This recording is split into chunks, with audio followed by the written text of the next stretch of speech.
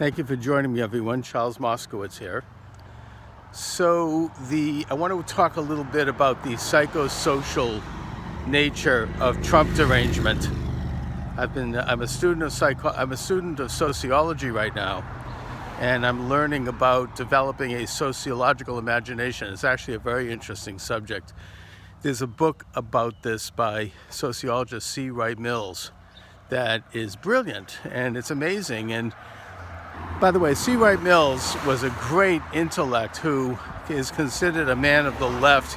He coined the term New Left, but he died very young. He had a heart attack in his 40s, and I think that he was a great intellectual. Had he lived, I think he would have become conservative, because intellectual growth and vigorous honesty and a sense of exploration would have led him in that direction. But of course we can never know that, because the man passed away. But putting that aside, what about an application that I see to Trump derangement?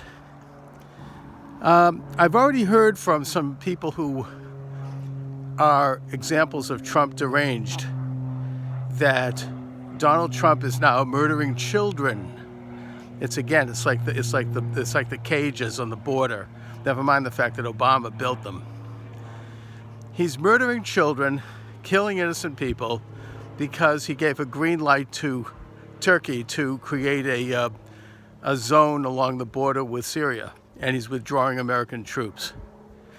Now, this is the piece of propaganda that goes out from the left and all of their very corrupted media organs, who aren't looking at the nuance of this situation at all, but are feeding it through this deranged hatred for Trump, and more specifically and more wittingly, people who want to destroy Trump and consciously want to do so, who feed this information to all of these people and these media figures who are what Lenin called useful idiots.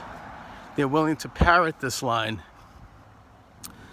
And what I'd suggest is they then transmit it out to the masses, their base, which is huge and growing. And it stimulates, it's almost like a computer chip is stimulated in the back of their skulls or something. They start to go into a state of seizure, like hysteria. And then they react. It's almost a physical reaction. It's it's quite Pavlovian, and I think it also is the same impulse that drove radicalized movements throughout history, including anti-Semitic outbursts in Europe, where suddenly people, the Jews are murdering our children and using their blood to bake matzah, and then they go on a murderous rampage. Or, in the radical elements of the Protestant Reformation, you had some of these movements which became seized by a fervor, like a kind of a psychosocial messianic fervor, and all logic, all common sense, all morality would be swept aside, and they would start to act crazy, and they would start to do stuff that was crazy in the name of helping their wonderful cause. I mean, they became gripped by it. Anything goes. It's hysteria.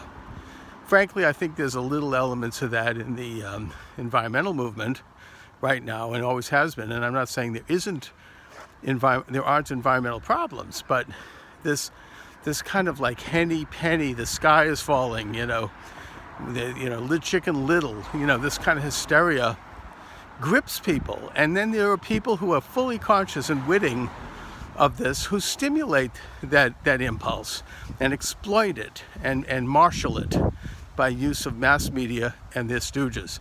So that's what's going on here with this recent attack on Trump. Now, as far as the policy of withdrawal of U.S. troops, which, by the way, was a very small number of troops from the Syrian border, is it really necessary for the United States to patrol the border between Syria and Turkey? Is that a good idea for us? Do we have an interest there? We're still protecting the Kurds, but maybe the Kurds might consider withdrawing from that area and letting the Turks develop a reasonable buffer zone where they can process refugees and where they could counter the influence of Iran, which is sending missiles and heavy weaponry into Lebanon in order to destroy Israel. So, I mean, from a strategic plan standpoint, it makes sense right on the surface because it protects American lives. But more importantly, it disengages the United States in a needless, perpetual conflict and allows the nations of the region to solve their own problems and set up their own balance of power. So it's actually a very sensible prospect, and more fundamentally, it's important because the United States shouldn't be involved in these perpetual wars that haven't really helped anyone ultimately, and that we've been involved in since World War II. So this whole thing is another example of a hysteria and a frenzy that is gripping people, and unconsciously. They don't know why they feel this way, but you know, when you scratch the surface, I think it's psychosocial. I think people at this point have been conditioned almost. And it's a very frightening phenomenon because I don't think that this has ever happened, at least not at this scale, in American history. It's happened in other countries, certainly, but not here, at least not until now. Anyway, thanks for watching, everybody.